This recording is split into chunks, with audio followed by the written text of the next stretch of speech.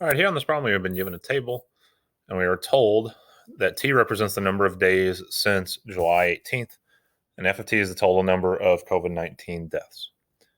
Now, in A, we want to find the value of t on July 26th. And remember, t is just the number of days since July 18th. On the 26th, you're 8 days out, and so that would mean that t is 8. B, we want to use function notation to represent the projected number of COVID-19 deaths 20 days after July 18th. So 20 days after, the projected number of deaths would just be f of 20, because once again, t just represents the number of days after July 18th. C, we want to find the value of f of 8 minus f of 2. Well, f of 8 minus f of 2